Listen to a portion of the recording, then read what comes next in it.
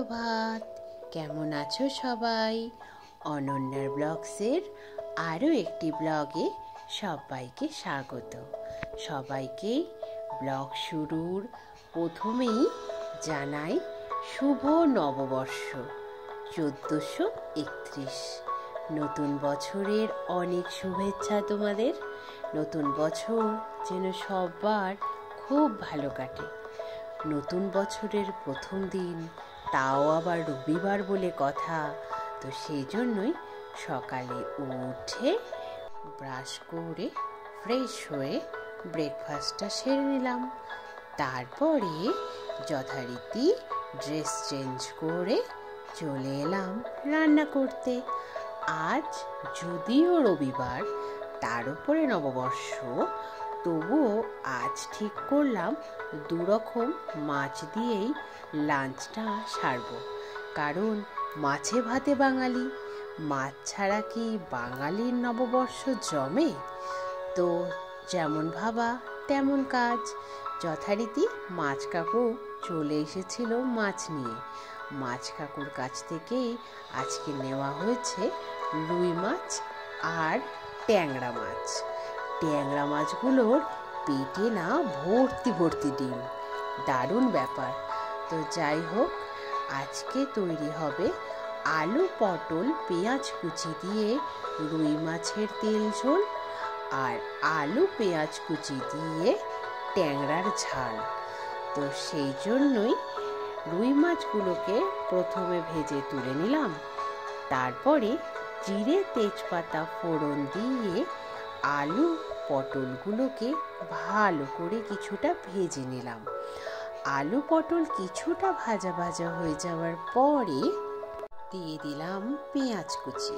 পেঁয়াজ কুচি দিয়ে কিছুটা ভাজা ভাজা হয়ে যাওয়ার পরে টমেটো আর ক্যাপসিকাম কুচি অ্যাড করলাম। তারপর ভালো করে নাড়িয়ে চাড়িয়ে কিছুটা ভেজে তাতে পরিমাণ মতো নুন অ্যাড করে দিলাম। নুন দিয়ে আরও কিছুটা ভেজে আদা বাটা, জিরে গুঁড়ো, ধনে গুঁড়ো, লঙ্কা গুঁড়ো, হলুদ গুঁড়ো সব কিছু জলের সাথে মিশিয়ে যে মশলাটা রেডি করা হয়েছিল, সেই জলে গোলা মশলাটা দিয়ে দিলাম। তারপরে জলটা কিছুটা শুকিয়ে গেলে নেড়ে চেড়ে ভালো করে কষিয়ে নিলাম।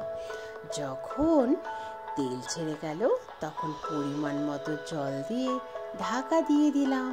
যখন ঝোলটা ফুটে গেল তখন আগে থেকে ভেজে রাখা রুই মাছগুলোকে দিয়ে ভালো করে নাড়িয়ে চাড়িয়ে গ্যাসটাকে একটু সিম করে আবার ঢাকা দিয়ে 7 থেকে 10 মিনিট মতো ফুটিয়েছি। ফুটিয়ে দেখলাম আলু পটল সিদ্ধ হয়ে গেছে। তারপরে অ্যাড করলাম অল্প গরম মশলা। তারপর আরও কিছুটা ফুটিয়ে নিলাম। তারপরে সার্ভ করে নিলাম। এইবার পালা হলো উচ্ছে বেগুন ভাজা। তাই উচ্ছে বেগুনে ভালো করে নুন হলুদ মাখিয়ে নিলাম। তারপরে কড়াইতে তেল গরম করে তাতে প্রথমে উচ্ছেগুলোকে দিয়ে কিছুটা ভাজা ভাজা হয়ে যাওয়ার পরে তারপরে দিয়ে দিলাম বেগুনগুলো। তারপরে একসাথে নেড়ে চেড়ে মা যেরকমটা ভাজা চায় একটু কাঁচা কাঁচা রেখে যখন উচ্ছে ভাজাটা হয়ে গেল তখন কড়াই থেকে নামিয়ে নিলাম। তারপরে কড়াইতে তেল দিলাম। আর এদিকে ট্যাংরা মাছ যেহেতু তেলে দিলে বড্ড তেল ছিটকোয়, তো সেই জন্যই ট্যাংরা মাছের গায়ে মাখিয়ে নিলাম চালের গুঁড়ো। তারপরে ট্যাংরা মাছগুলোকে তেলে দিয়ে ভেজে তুলে নিলাম।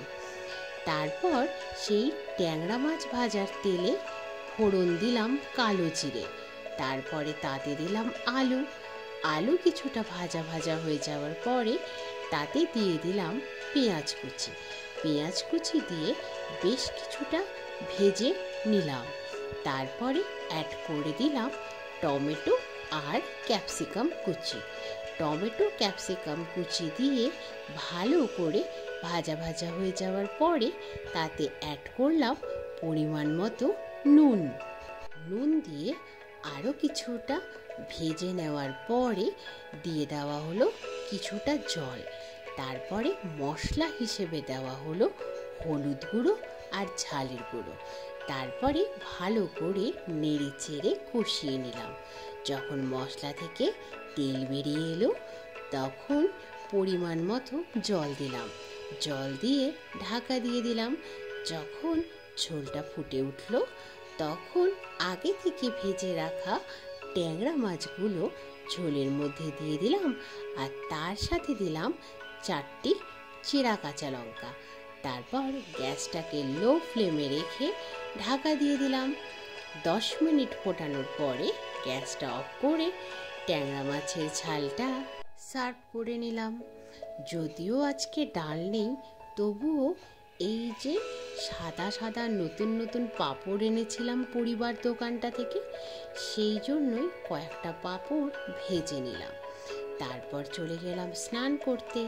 স্নান সেরে এসে এবার লাঞ্চের পালা। উচ্ছে বেগুন তো অ্যাজ ইউজুয়াল জল দিয়ে গিলে নিয়েছি। এইবার প্রথমে টেস্ট করতে হবে রুই মাছের তেল ঝোলটা। দেখি কেমন হয়েছে খেতে। বাহ, জব্বর হয়েছে। তারপরে এখন পালা ট্যাংরার ঝাল দিয়ে ভাত খাওয়ার। দেখি এইটা কেমন হলো। ও হ্যাঁ, যেটা বলতে একেবারে ভুলে গেছি, আজ নববর্ষ তো, তাই স্নান সেরে এসেই একটা নতুন নাইটি পরেছি। এটা একটা নতুন ড্রেস। নতুন বছর নতুন জামা না হলে আবার হয়? তোমরা নতুন জামা পরেছিলে নববর্ষে? কেমন আনন্দ করলে সবাই? আমাকে কিন্তু জানিও কমেন্ট করে।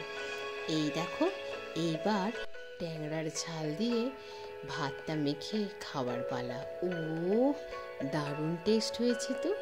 দুটো রান্না দুরকম হয়েছে।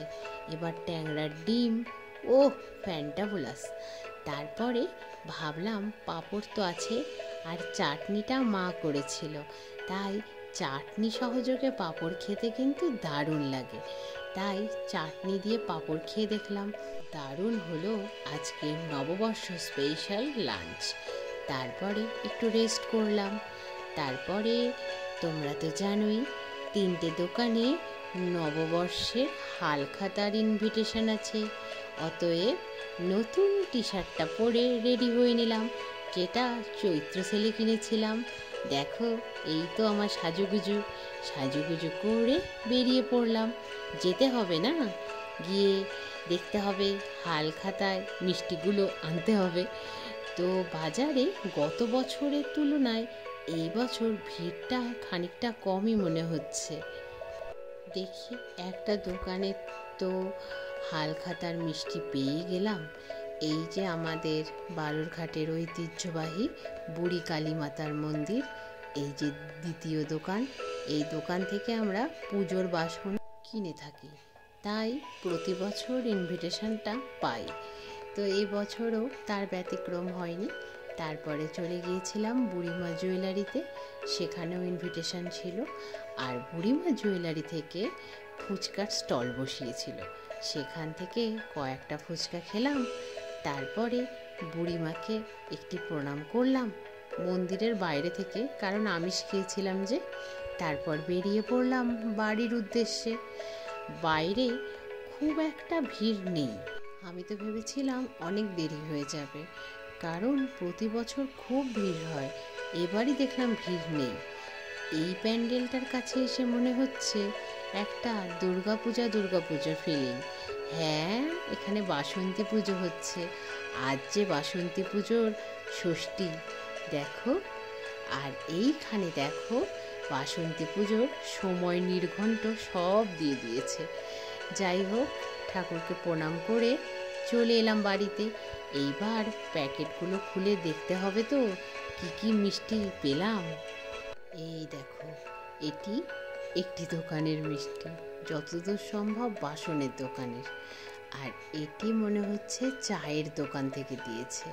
হ্যাঁ, চায়ের দোকানেও তো ইনভিটেশন ছিল। বাহ, এই তো চায়ের দোকানের মিষ্টি। এইবার এইটা হলো সেই সোনার দোকানের মিষ্টি।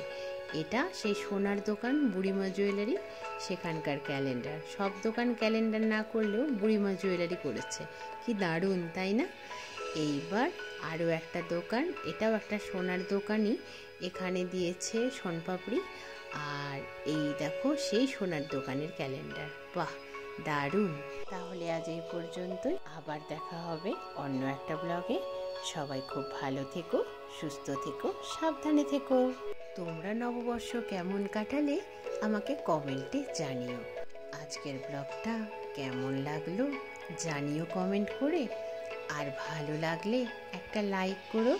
তাহলে আজকের মতো বাই বাই।